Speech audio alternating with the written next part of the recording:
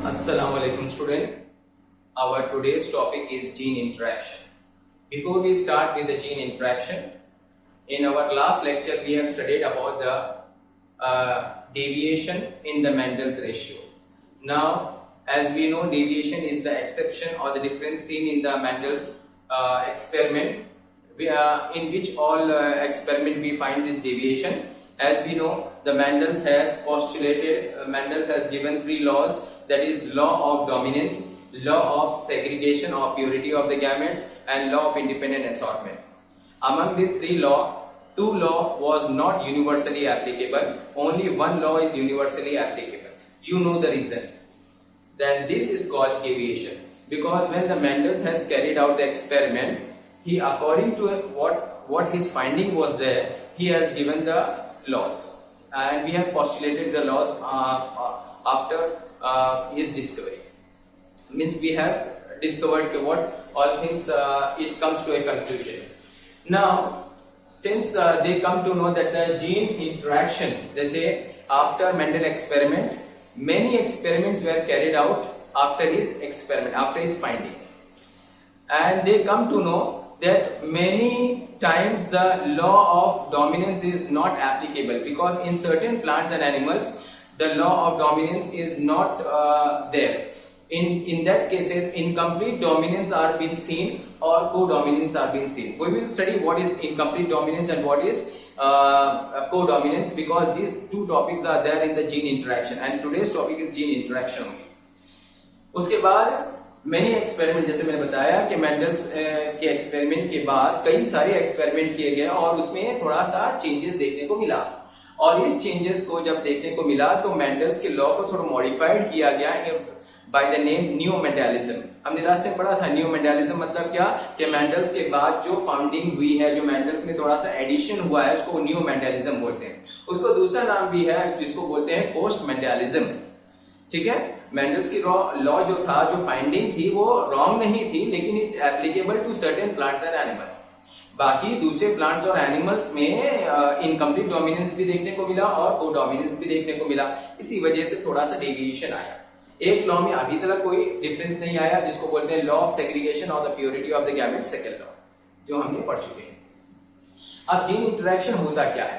तो gene interaction जो होता है वो कैसे पता चला? जब मेंडल्स की फाइंडिंग के बाद जो बहुत सारे एक्सपेरिमेंट किए गए पता करने के लिए कि मेंडल्स का जो फाइंडिंग है वो प्रॉपर है कि नहीं, मिला प्रॉपर बहुत हद तक सर्टेन प्लांट्स और एनिमल्स में. फिर उनको पता चला कि जैसे मेंडल्स ने फैक्टर बोला था जीन्स के लिए और बाद में जीन्स थे, लेकिन मेंडल्स को लिंकेज के बारे में बिल्कुल नहीं पता था. तो बाद में पता चला कि लिंकेज है, जिसके वजह से मेंडल्स का थर्ड लॉ, जो law of independent assortment, universally applicable क्यों नहीं है? क्योंकि जब लिंकेज के बारे में स्टडी हुई तो पता चला कि लिंकेज भी होता है, जो मेंडल्स को नहीं पता था. तो इस वजह से उसको यूनिवर्सली एप्लीकेबल नहीं कहा गया.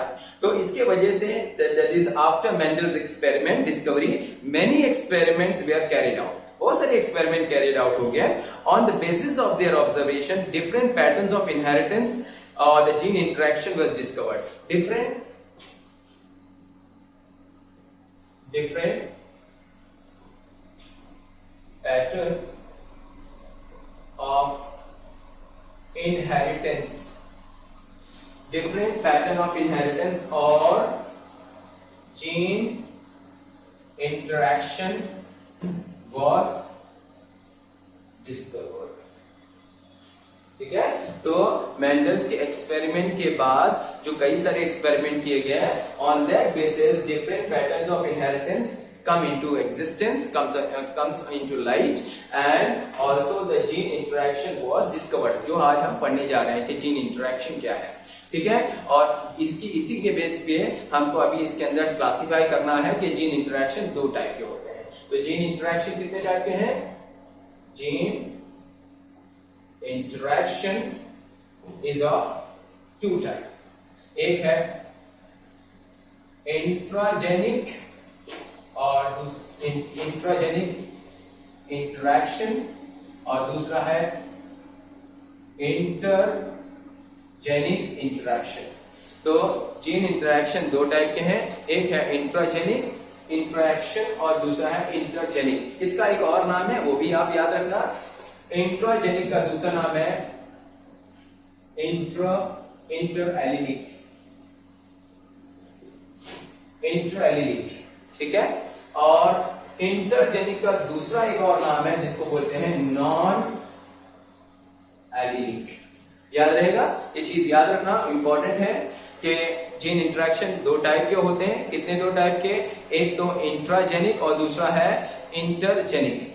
और इंट्राजेनिक का दूसरा नाम है इंटर एलिलिक और इंटरजेनिक का दूसरा नाम है non allylic. Remember all this things, ठीक है। अब इनका डेफिनेशन मैं बताता हूं कि इंट्राजेनिक होता क्या है, ठीक है। इंट्राजेनिक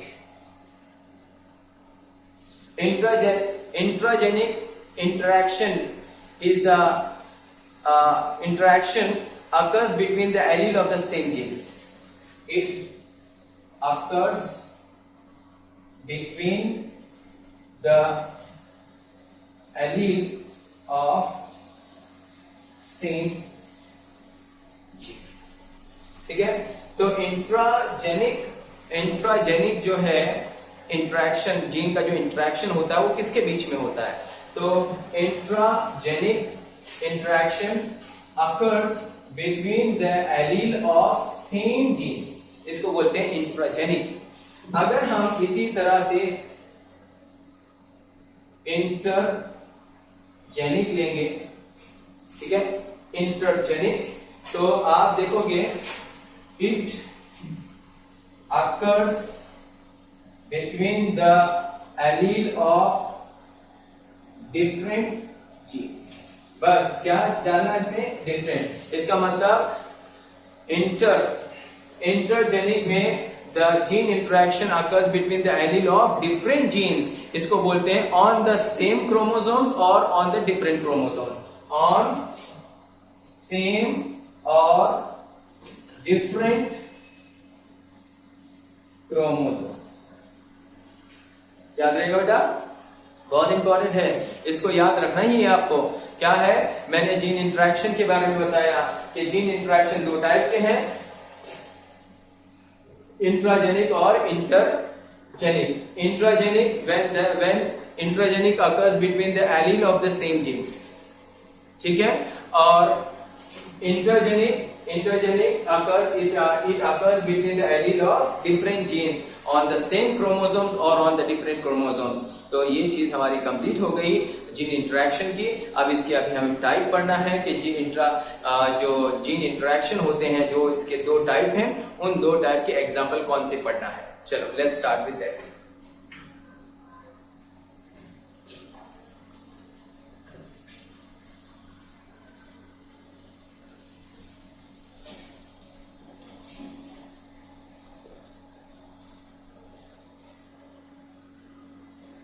पहला इंट्राजेनिक और दूसरा क्या था? तो पहला ही हम पढ़ेंगे जीन इंटरेक्शन का पहला टाइप क्या था? इंट्राजेनिक। क्या नाम था दूसरा इसका? Inter allelic. इसके तीन टाइप है and what it is? It occurs between the allele of the same genes. और इसके तीन टाइप हमको पढ़ना है। पहला ए, that is incomplete dominance। second codominance और तीसरा है मल्टीपल एलील्स। तो ये तीन टाइप हैं जो अभी हमको समझना है किसको लेके? दैट इज इंट्राजेनिक और इंटर एलिलिक जीन इंटरेक्शन को लेके। तो पहला जो हम पढ़ेंगे वो इनकम्प्लीट डोमिनेंस है विद एग्जांपल। दूसरा जो हम पढ़ेंगे वो है कोडोमिनेंस और तीसरा जो हम पढ़ेंगे वो है मल्टीपल एलील। तो एक एक करके हम पढ़ने जा रहे हैं। सबसे पहले हम पढ़ेंगे इनकम्प्लीट डोमिनेंस। तो ये तीन टाइप आप लोग याद रखना। इनकम्प्लीट डोमिनेंस इसके टाइप है। इंट्राजेनिक में कितने एग्जाम्पल हमको पढ़ने हैं? तीन एग्जाम्पल। कौन कौन से? इनकम्प्लीट डोमिनेंस, कोडोमिनेंस और क्या है? Multiple allele. पहला हमको पढ़ेंगे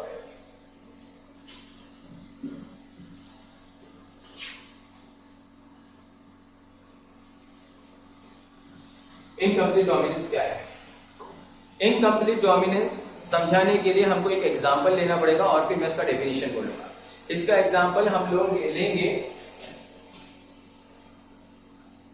एग्जांपल एक फ्लावर, एक प्लांट, एक स्मॉल फ्लावरिंग प्लांट लेंगे, इसका नाम है 4 o'clock प्लांट। साइंटिफिक नेम है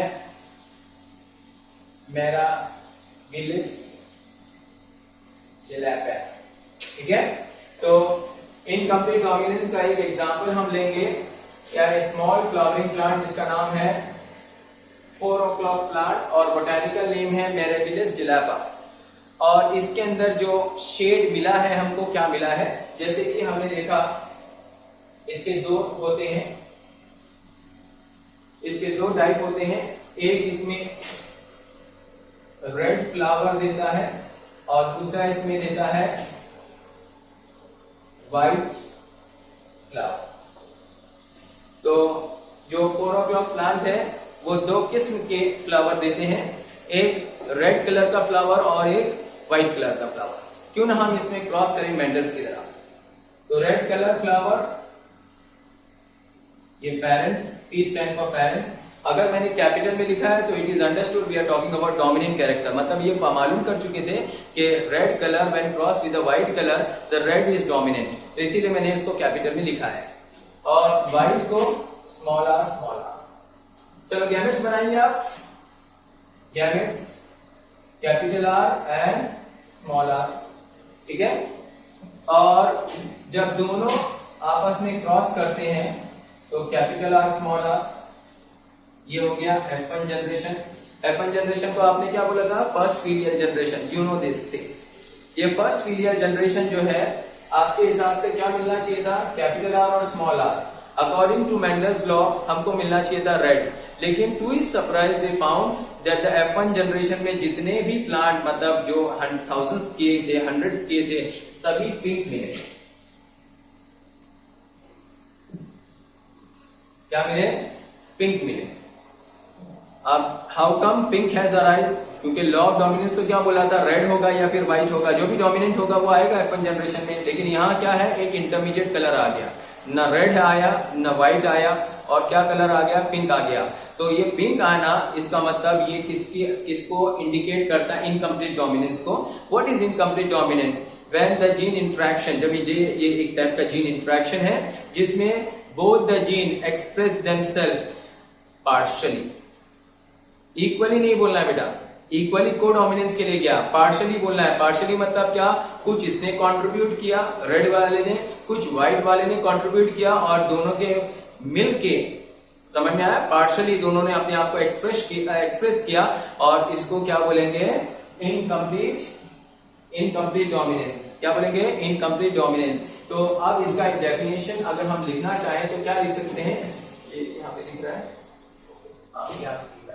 ओके, ये लिख सकते हैं कि इनकम्प्लीट डोमिनेंस जो है, both the genes of an allelomorphic, both the gene of an allelomorphic pair express themselves partially।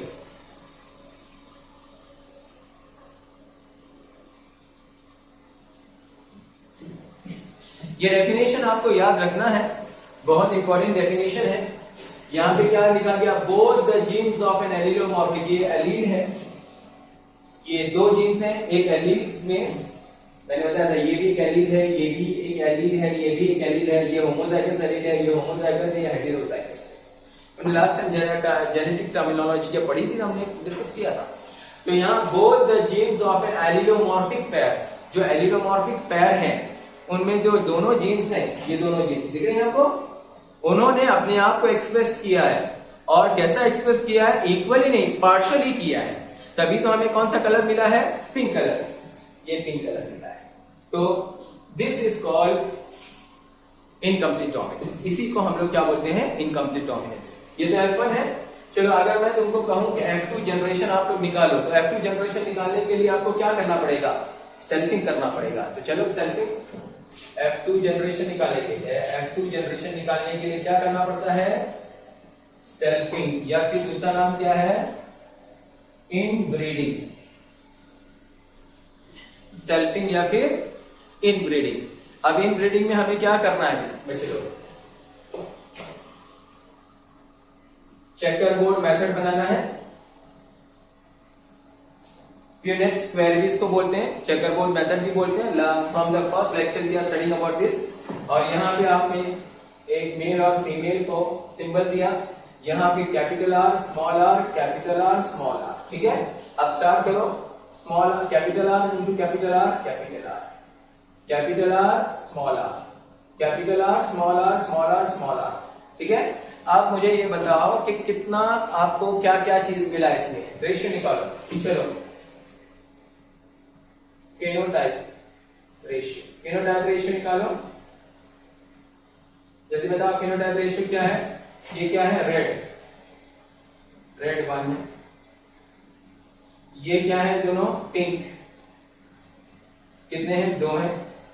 और ये कितने हैं, वाइट, ये कितने हैं, 1। इसका मतलब फिनोटाइप रेशियो कितना आया, 1:2:1। चलो जीनोटाइप देखेंगे। जीनोटाइप भी सेम रहेगा, जीनोटाइप क्या रहेगा, सेम रहेगा। इसका मतलब यहाँ पे फिनोटाइपिक रेशियो और जीनोटाइपिक रेशियो दोनों क्या रहेंगे, सेम रहेंगे। तो ये हमारा कंप्लीट हो गया कौन सा, इनकम्प्लीट डोमिनेंस। और इनकम्प्लीट डोमिनेंस के लिए और भी एग्जांपल है, जैसे स्नैपड्रैगन एक और एक प्लांट है जिसके अंदर इनकम्प्लीट देखने को मिला है। दूसरे कुछ एनिमल्स हैं जैसे कैटल्स हैं, ठीक है, उनके अंदर भी इनकम्प्लीट डोमिनेंस देखने को मिला है।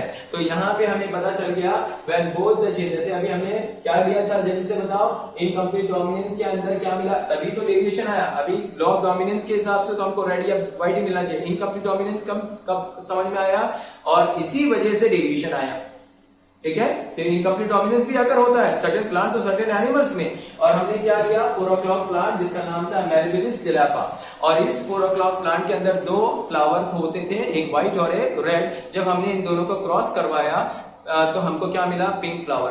पिंक फ्लावर का जब हम सेल्फिंग किया तो हमको फिर रेशियो मिला, एक रेड मिला, एक व्हाइट मिला और 2 पिंक मिला। तो रेशियो क्या है, 1:1, 1:2:1। और यही हमारा जीनोटाइपिक रेशियो है, यही हमारा फिनोटाइपिक रेशियो, याद रखना इस चीज को, ठीक है। तो ये हमारा कंप्लीट हो गया, क्या है, हो गया बेटा इनकम्प्लीट डोमिनेंस। चलो अब इनकम्प्लीट डोमिनेंस के बाद हम लोग नेक्स्ट जो पढ़ेंगे, अभी हमने क्या पढ़ लिया, जीन इंटरेक्शन में। सबसे पहला जीन इंटरेक्शन में जो है इंट्राजेनिक में सबसे पहले क्या पढ़ा हमने, इनकम्प्लीट डोमिनेंस। इसका इनकम्प्लीट डोमिनेंस एग्जांपल क्या दिया, फ्लावर का। अच्छा, दूसरा अब हमको कौन सा पढ़ना है, को डोमिनेंस का एग्जांपल हम देंगे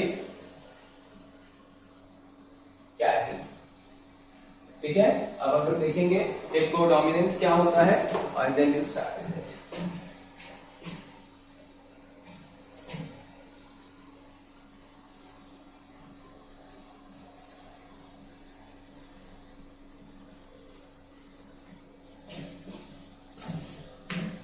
Let's start now.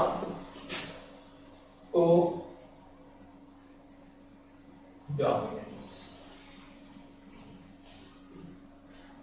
को-डोमिनेंस का एग्जाम्पल के लिए हमको कैटल लेना पड़ेगा और उसका डेफिनेशन में बता देता हूं। Here both the gene, ये जो जीन है, here both the gene of an allelomorphic pair। अब ये पैर था, कैपिटल आर स्मॉल आर, ये एक पैर था, ठीक है, पैर। तो here codominance, here both the genes of an allelomorphic pair express themselves equal, वहां क्या था पार्शियल, पहले में क्या था पार्शियल, यहाँ पे क्या होगा इक्वली।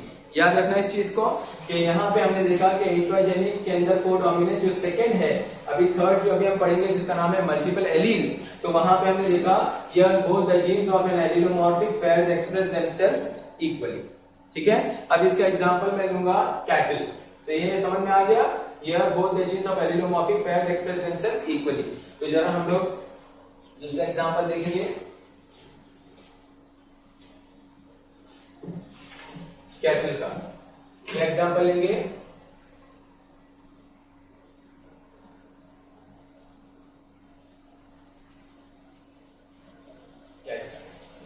अब कैटल के अंदर हमको दो कैटल हमें लेना है जिनका जो फर कोट है, मतलब उनके ऊपर का जो फर होता है, जैसे अभी हम लोग ने देखा कि जब कभी भी हमारा फेस्टिवल होता है बकरी ईद, तो हम लोग देखते हैं कि उसमें हम लोग जब गोट लाते हैं तो उनके ऊपर डिफरेंट कोट कलर होता है, कोई एकदम ब्लैक होता है, कोई व्हाइट होता है, कोई ब्राउन टाइप होता है। तो यहाँ पे हम ब्राउन जो हमारे टेक्स्ट बुक में दिया है कि ब्राउन टाइप जो होगा उसको रेड फर कोट बोलेंगे, रेड कोट कैटल बोलेंगे, और एक दूसरा होगा जिसको हम लोग को व्हाइट कोट कैटल बोलेंगे। तो यहाँ पे हम देखेंगे एग्जाम्पल ऑफ कैटल, एक रेड कोट कैटल लेंगे, क्रॉस करवाएंगे विथ व्हाइट कोट कैटल।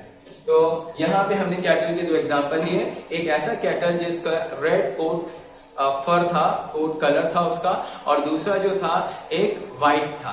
तो उनको अभी हम लोग पेरेंट्स जब हम वर्क करेंगे पेरेंट्स, तो कैपिटल आर ये किसके लिए गया, रेड के लिए, और अगर हम लोग व्हाइट लेते हैं तो W रखते। अब आप गौर करना यहाँ पे और यहाँ पे, अभी तक हम लोग क्या करते थे, अभी तक हम लोग ये कभी भी ऐसा करते थे, एक डोमिनेंट लेते थे एक रेसेसिव, लेकिन कोडोमिनेंस के अंदर आपको ये ख्याल रखना है, ध्यान रखना है कि आपका जो दोनों पेरेंट्स होंगे वो दोनों डोमिनेंट होंगे। समझ में आया, तभी कोडोमिनेंस जो है एप्लीकेबल होगा। तो यहाँ पे तुम देखोगे कैपिटल आर कैपिटल डब्ल्यू आपको लेना है, स्मॉल आर नहीं लेना है, वो किसमें लेना है, इनकम्प्लीट डोमिनेंस में। लेकिन कोडोमिनेंस में आपको क्या लेना है, कैपिटल आर कैपिटल डब्ल्यू। चलो अब जल्दी से बताओ गैमेट्स कैसे बनेंगे।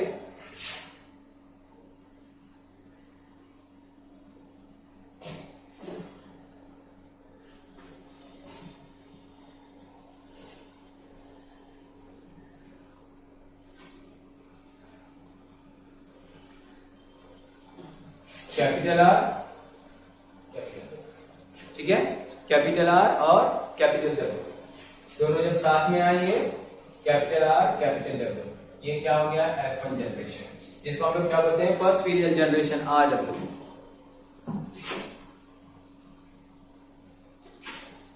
ये क्या है, राउंड क्या है वर्ड, याद रखना, ऐसा कैटल जिसमें ब्राउन कलर के भी पैचेस होंगे और व्हाइट कलर के भी पैचेस होंगे। इसका मतलब ये दोनों मिक्सअप नहीं होगा, अगर मिक्स होंगे तो वो तो पार्शियली होंगे।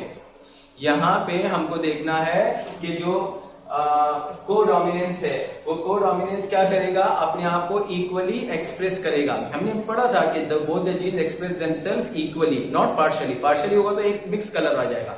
यहाँ पे आपने देखा होगा कई ऐसे डॉग्स के ब्रीड होते हैं जो एकदम ब्लैक होते हैं, कोई एकदम व्हाइट होता है, लेकिन कुछ डॉग्स जो होते हैं उनके ऊपर व्हाइट और ब्लैक इक्वल पैचेस होते हैं, देखा होगा आपने, वो जो है वो एग्जाम्पल है कोडोमिनेंस का। और यहाँ पे भी हमने देखा कि F1 जो है RW जो मैंने लिखा है वो राउंड है। राउंड जो होता है वो क्या होता है कि एक ऐसा कैटल जिसके बॉडी के ऊपर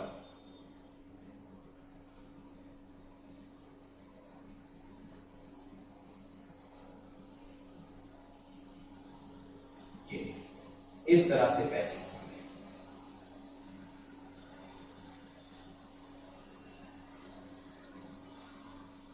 ठीक है।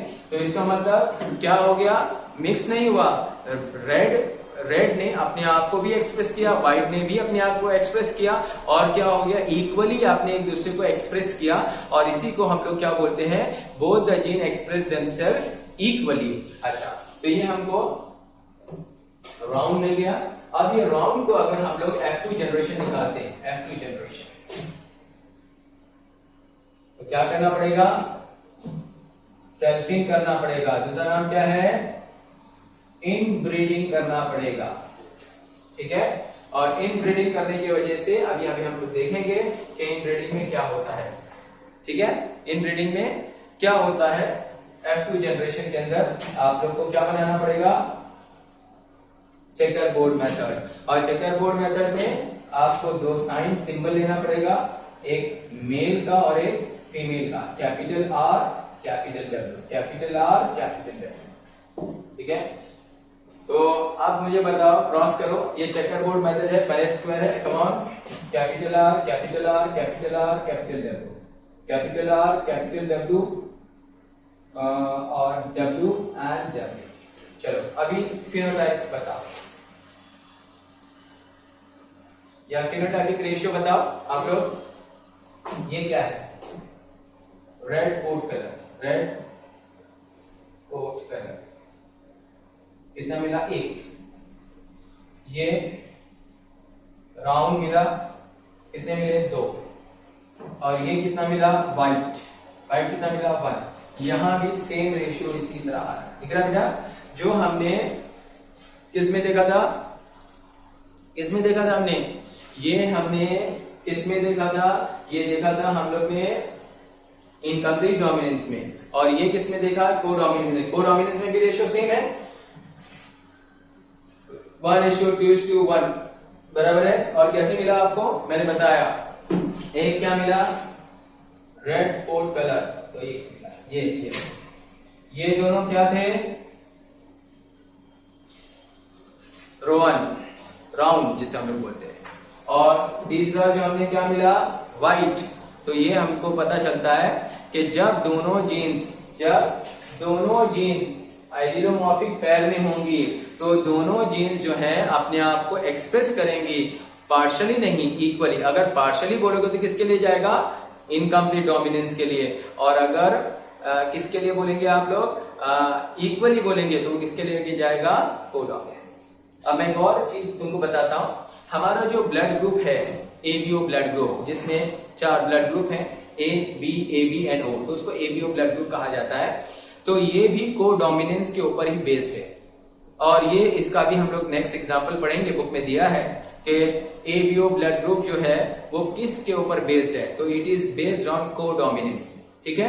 तो अभी हम नेक्स्ट जो पढ़ने जा रहे हैं वो कौन सा पढ़ने जा रहे हैं, that is ABO blood group, जो कि अभी हम कोडोमिनेंस के अदर एग्जांपल में पढ़ेंगे।